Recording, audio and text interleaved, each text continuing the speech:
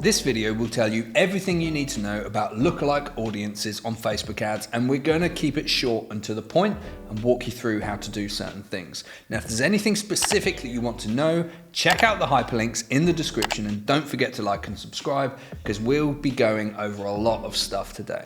Today we'll be going over what a lookalike audience is, what the percentage lookalike means and how you can apply that, what are some of the drawbacks of a lookalike audience because it's not always straightforward, why you would use a lookalike audience and what you need to consider when you do. Then we'll talk about what sources of data you can create a lookalike audience from and physically how you do that, how you upload a custom audience list and create a lookalike audience from it. And then finally, we're going to go over why combining lookalike audiences with other types of audiences is likely to be the winning combination and how to refine your lookalike audience to maximize results. So let's get into it. So what is a lookalike audience then? Quite simply, we know what an audience is on Facebook. It's a group of people with certain characteristics that we create within the Facebook platform. Now, a lookalike audience is when we're just asking Facebook to find people with the most similar characteristics to our source audience. So for example, if I had a list of 1,000 customers, maybe they're email subscribers, maybe they're people who physically purchased from my Shopify store. All I would be doing is giving that 1,000 people to Facebook, asking them to create a custom audience from that list. And a lookalike audience is when I say to Facebook, hey Facebook, go out there and find me people most similar to them. But a lookalike audience can only be created from a set few sources. The main two are, first of all, it's that custom list. So if you've got a list of people with a list of email addresses, names, addresses, phone numbers, these sorts of personal details, we can upload that into the Facebook system. And the second most common one is information that your pixel is tracking on people, but it can only be doing that within a 28-day window. Now you can track people based on anything with a value parameter. So anything that is tracking price. So initiate checkout, add to cart and purchase. Preferably, you want to be tracking the people who purchase, but you need in this audience group at least a minimum of 100 people, but preferably between 1,000 and 50,000 people to create that lookalike audience. So whether you're using website traffic data like your purchase, add to cart, initiate checkout is going to depend on if you've got enough people within a 28-day period conducting those actions. If you don't, you can use custom list uploads, and we'll explain how to do that now. Okay, let's dive into the laptop and I'll show you how to upload a custom list and then how to create a lookalike audience from that list. And there's some other things that I need to make you aware of too if you're going to run this successfully as a tactic. In here, I'm just in the audience section. So if I click on all tools, this is where the audience section is. And if it's not there, it will also appear down here under the advertise section. Everybody's buttons here are formatted a little bit differently. So you're going to come to create audience. You can see I've already got a bunch of lookalike audiences created down here for this particular client. And I'm going to click on a lookalike audience. From there, I can click in here and that will give me a list of different pixels that I can create lookalike audiences from some of that data that we discussed around your add to cart, initiate checkout or purchase events. That's all relatively straightforward, but what here I'm going to show you how to do a custom audience from a customer list like this. So I'm going to select next there. And what's important to note here is that the file that you upload has to be in a TXT or CSV file. If you upload an Excel spreadsheet, it's just not going to work. You're going to get a load of error messages. So you need to convert your data into a CSV or a TXT file.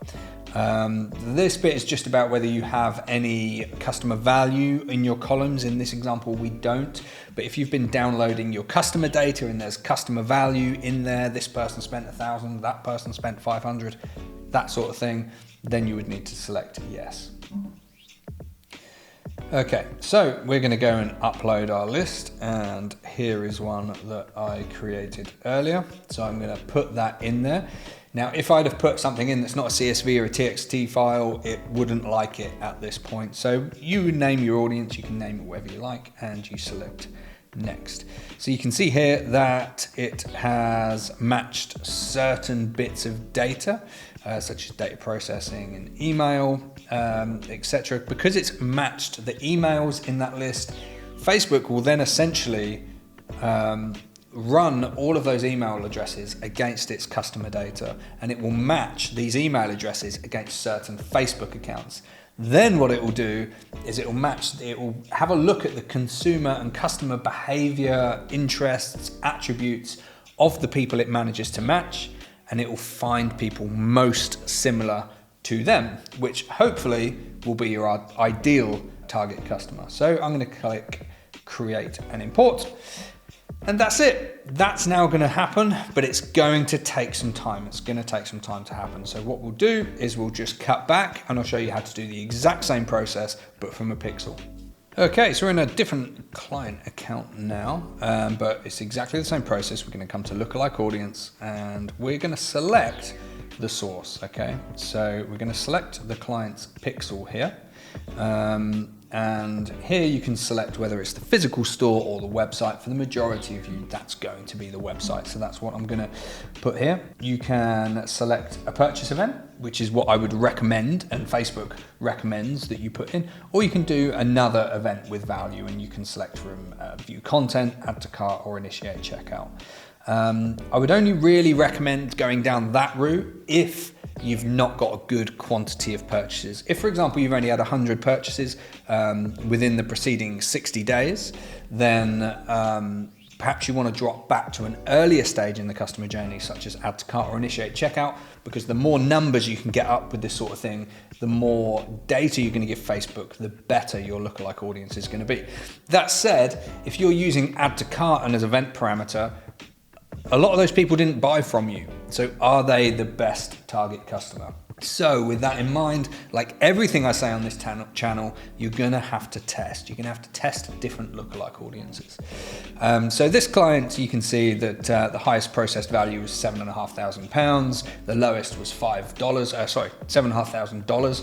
The lowest was nearly $5, and they've had 760 unique customers in the last 60 days. Here you can refine it to location. So let's put United Kingdom for that. Now this is the interesting bit that I'm going to need to sort of explain through, because when a lot of my staff start in the company and start running ads, this is a hard bit for them to understand. So within the United Kingdom, there is roughly 55 million Facebook users out of a total of 65 people. So 65 million people. So basically every adult or every person over about 14 nearly is on Facebook or has a Facebook account. So because I've set for United Kingdom, you can see that the 1% is 543,000 people. But if that area was the United States, which is bigger, that now goes up to 2.8 million. Because in the United States, there's 280 million Facebook users. So what I'm asking Facebook to do with this 1% is find the top 1% of people in the United States, or wherever I set it, that are most similar to my customer list. And that is why this can be absolutely so powerful. If I drag this up to 2%, it's just going to put, every time I do it, it's going to add another 2.8 million into there. And if I go up right to 10%, you can see that goes up to just under 28 million. So that's how that works. And if I was to click create audience there, which I'm not going to at the moment because that will create me an audience that I don't need, then that will then begin populating just like the other one did. And eventually it will appear as an audience targeting option within Ads Manager.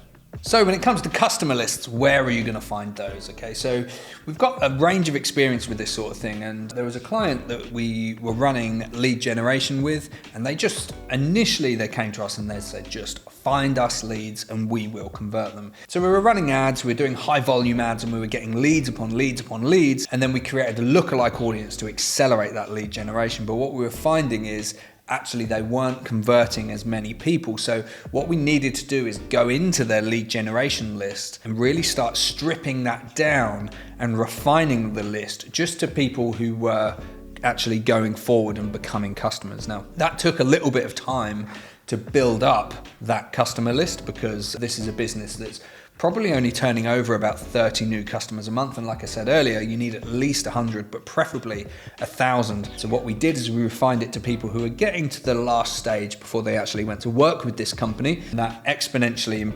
increased the amount of people we had there. Another example is a photography client that I've got. And the photography client, they're specifically catering towards women who are generally over 25 and employed. That's pretty much all they're looking for. So we've used customer lists because they have customer data that's going back up to a decade. They have a big CRM full of 10,000 different customers that they've worked with over all this time. And we can upload that as a customer list, and we can use that to create lookalike audiences and increase targeting. Because the issue that we had with traditional saved audience targeting was that the group of women that we were targeting is very broad, it's very generic. And in fact, the only thing that we really wanted in terms of a lead was that for them to be employed with a relatively good paying job. Now, we can't refine the audience type on Facebook for, all we can do is women and the age and the location. We couldn't actually refine and say,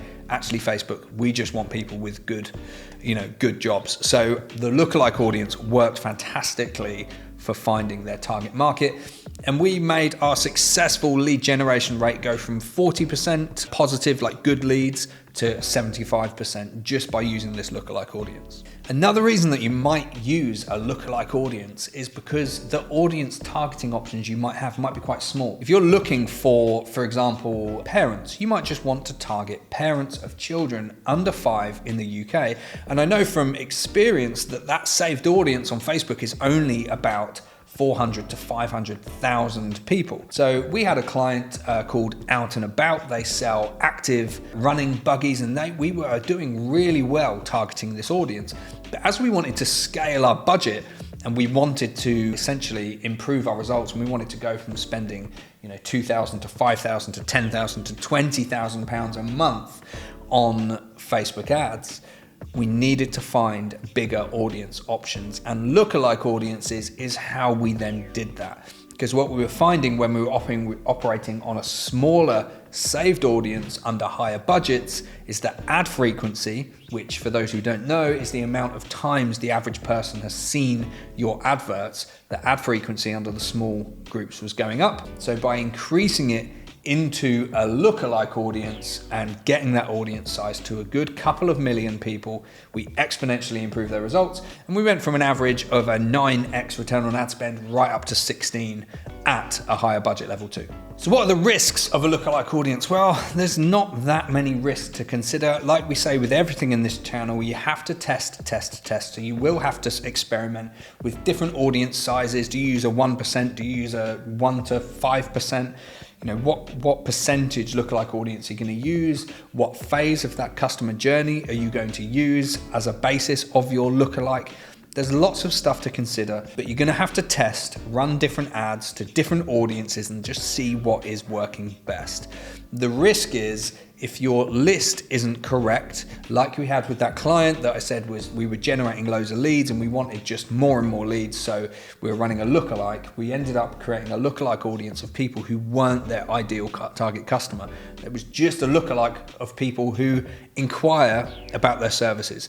Now their target market was within those people, but we saw a massive increase in our lead quality when we refined our list to a later stage of the customer journey. So we were not just finding a lookalike of people who would inquire, but we were finding a lookalike of people who would go right down the line before they eventually become a customer. So how you can improve your customer lists and your lookalike audience is quite simply to, over time, keep refining those lists and keep adding to the data. So if you're starting off with an audience list of say 200 customers and then another 6 months go by and in that 6 months you add another 200 customers to your database, then put those 400 into a list. Update your lookalike lists all the time. The more data that we can give Facebook, the better. And by going through that process, stripping out the bad leads, putting in more good leads, into that list, the lookalike audience will improve, and so will your results.